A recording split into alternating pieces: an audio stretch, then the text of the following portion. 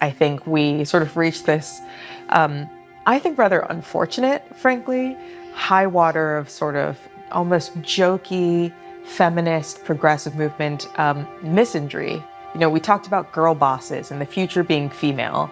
And then, of course, the flip side of that was it being okay to be like, men are trash. We don't need men anymore. And I think that also left a lot of men thinking, well, okay, if being a man is bad, if masculinity is toxic, what am I supposed to do? Hold the line. Hold the freaking line. Welcome to Manosphere Highlights Daily, where we call out feminist foolishness, expose women's hypocrisy, dismantle double standards, and stand up for men. Now let's get real. We've been talking about this for decades in this space. And what happened? The Manosphere got laughed at, ridiculed, censored, labeled as toxic. But fast forward to 2025, and guess what? Our talking points can't be denied anymore. They are everywhere. And that's exactly why the mainstream media has to swoop in. Because once a narrative gets too big to ignore, they have to control it. That's how this system works. It's the media that helped create this crisis in the first place. And now they get to package it up neatly for you in a nice little documentary. Case in point, the brand new CBS documentary, Boys to Men, Why America's Sons Are Struggling. On the surface, it looks like they're finally addressing the issues we've been screaming about for years. But if you pay attention, really pay attention, you'll see how carefully they're still controlling the narrative. And that's exactly what we're about to break down. Now it's time for us to get into this and do what we gotta do. Because we many.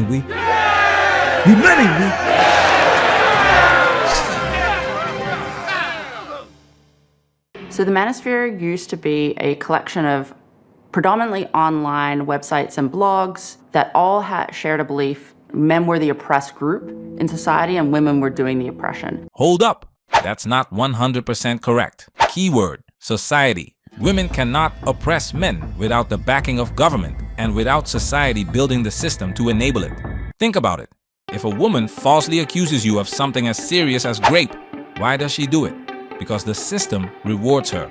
A woman isn't out here trying to be fair. She's playing a game where the rules are rigged in her favor. That's not female oppression. That's society empowering her to oppress you. Big difference. Mariel Barnes is an associate professor of public affairs with a focus on gender and has done extensive research on the manosphere and the ideology of so-called red pill content. The idea of red pill comes from the Matrix. Neo is offered a red pill and a blue pill. If he takes the red pill, he wakes up and he sees the truth about the society he lives in. With the Manosphere, when they say they're red-pilled, what they mean is they have taken the red pill, similarly to Neo, and they've realized that actually everything they've learned about society before is incorrect. There is no patriarchy, there is no misogyny. In reality, it's women who are in charge and women who are oppressing men and men who are suffering in modern society. And did you catch what she just did? She boxed you in with that wording. Like, does she even know what patriarchy means? Because the way the mainstream uses it today, it's automatically negative. But here's the irony. Women have benefited the most from patriarchal systems. Why do you think the term daddy government exists? The father in the home was replaced with a welfare state, and that welfare state has to get money from somewhere to keep running. So guess what? The system won't hold women accountable, because if it did, the entire money machine would collapse. You see how deep this runs? Now let's be clear. We're not saying misogyny doesn't exist, but context matters. Society wants to cherry-pick context when it benefits their agenda. And here's the kicker. I think that marriage is one of the tools that the Western world uses to enslave men. Women have become delusional, and men are completely disenfranchised. The majority of women definitely, I don't think, should be able to vote. In recent years, an ecosystem of content has exploded online and on social media, targeting men of all ages, including teen boys. It's become known as the Manosphere. There are thousands of content creators in the Manosphere, but one of the most popular, well known for his extreme and misogynistic rhetoric, is former kickboxer Andrew Tate. The online world is buzzing this morning about a sudden move by Andrew Tate. That hugely popular personality is known for telling his audience that men should dominate the world the way they used to. Well, it's been proven that the smartest people in the world are men. Oh, hell no! No, no, no! Are you crazy? Did you see that? They take something Andrew Tate said that is factual and spin it as misogyny. I don't care what you personally think about Tate. Forget the personality. Focus on the facts. Are men not the smartest people in the world? Last time I checked, it wasn't Hollywood's bumbling male sitcom dads or TikTok influencers building rockets, coding AI, or discovering quantum mechanics. But the media feeds you this clown world version of reality where men are portrayed as idiots. That's not the truth. Majority of women definitely, I don't think, should be able to vote. And here we go again. Clickbait. He says, I think. Keywords. Opinion. Now, I don't agree with Myron's exact point here. My take? Most people shouldn't be able to vote because most people don't know shit about politics. That's my opinion. Does that make me a misogynist? Nope. It makes me a guy with an opinion in what's supposed to be a free country. You don't have to agree. That's called free speech. I think that marriage is one of the tools that the Western world uses to enslave men. And here's another one. Again, no context. Why does he say that? If you've seen our 3-part breakdown of Esther Villar's book, The Manipulated Man, you already know the answer. This book was written 50 years ago, and it explains in detail how marriage in the West often turns men into workhorses, laboring for women and government while getting little in return. This isn't new. It's not Tate's invention. He's quoting truths that have been around for decades. Women have become delusional, and men are completely disenfranchised. Delusional. Now that word alone will send emotional audiences into meltdown. And that's why the documentary leaves it hanging without context. But here's the thing, when you actually look into the data, women are delusional about dating, relationships, and men's struggles. Meanwhile, it's men who are living life on hard mode. That's why you've got CBS making this documentary in the first place, because men's struggles can no longer be ignored. Without men, society collapses, period. If you don't believe me, watch our video. What if men stopped working for 30 days? Spoiler alert! The world doesn't last a week. And since they won't give you context, let's give you some real-life examples of the delusions we're talking about when it comes to women. A 2020 survey by Pew Research found that roughly half of men surveyed said a key reason they struggled to get a date in the past 12 months was the difficulty of approaching women.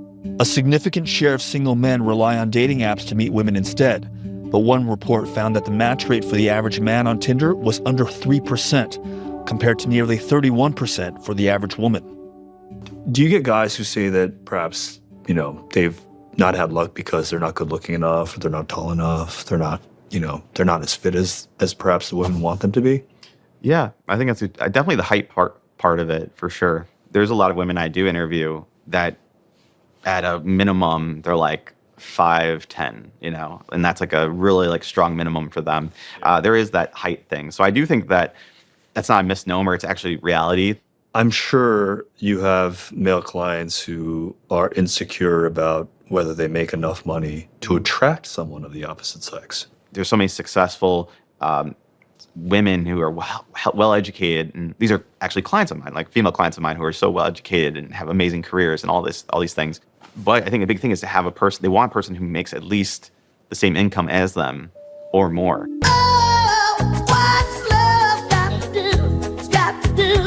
This is pure gold. You've just witnessed delusion live on camera. These aren't opinions. These are facts. Men's match rate, 3%. Women's, 31%. That's not intimidation. That's not who hurt you.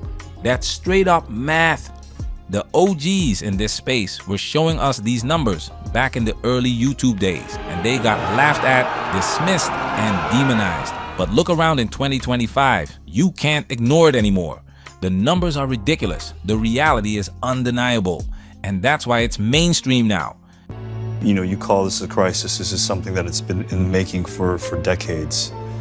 How do we course correct So the first thing we should do is stop doing the bad things.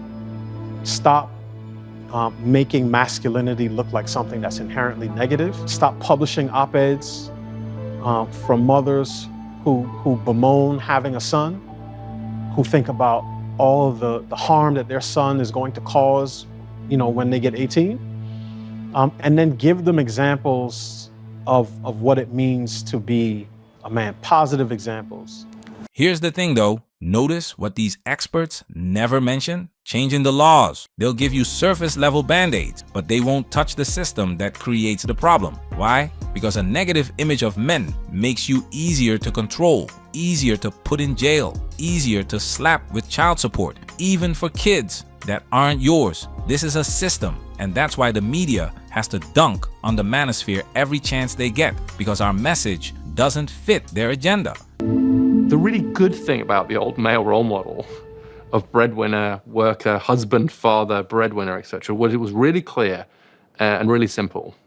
The trouble with it was deeply unfair, especially to women. So we quite rightly have changed that.